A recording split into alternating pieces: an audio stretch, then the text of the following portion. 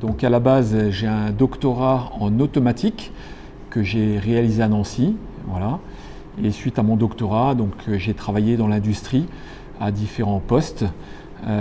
Poste de responsable de projet en début de carrière, ensuite responsable d'affaires et puis responsable d'activité.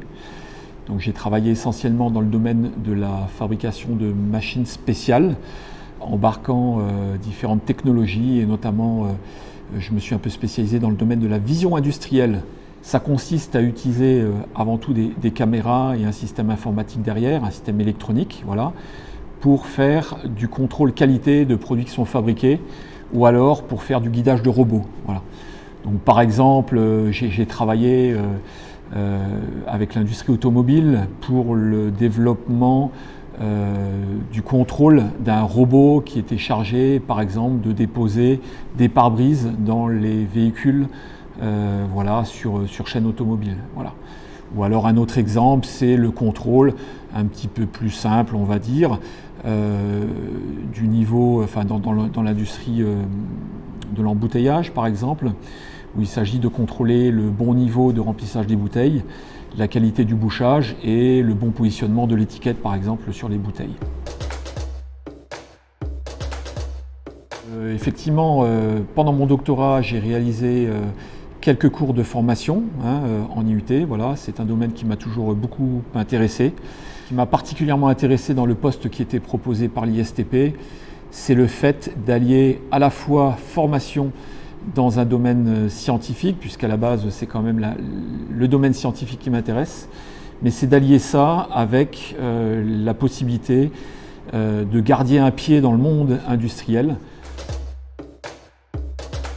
Donc en tant que responsable des enseignements scientifiques transverses sur les formations à l'ISTP, je participe aussi de manière très active à la conception des nouvelles formations ou à la refonte des formations existantes.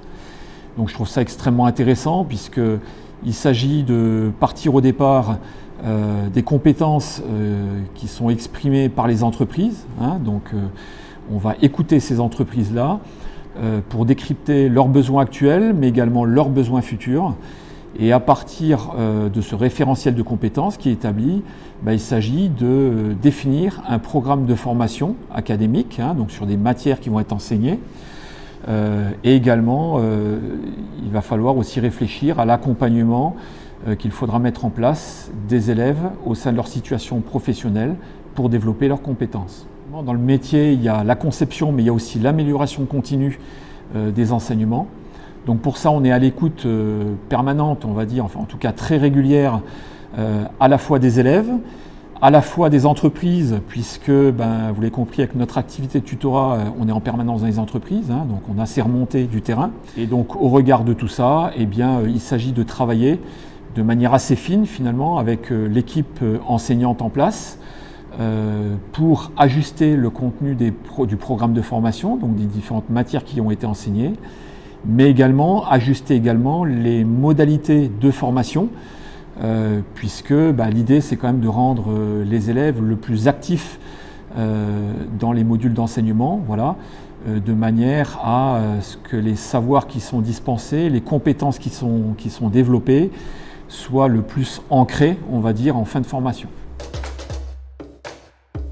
Voilà. Alors ce qui me plaît beaucoup dans ma mission actuelle, c'est de faire grandir des jeunes qu'on récupère à Bac+2 pour les amener donc à un niveau et une posture d'ingénieur qui les rendra donc capables de traiter les problématiques des entreprises actuelles, mais aussi et surtout qu'ils soient armés et confiants dans leur capacité à traiter des problématiques complexes qui surviendront demain dans les entreprises.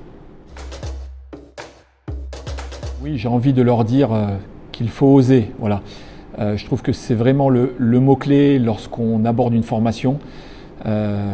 Oser, c'est se rendre capable de mettre en avant l'idée que l'on trouve intéressante, c'est être capable de provoquer une réunion, par exemple, lorsqu'il y a une difficulté à gérer.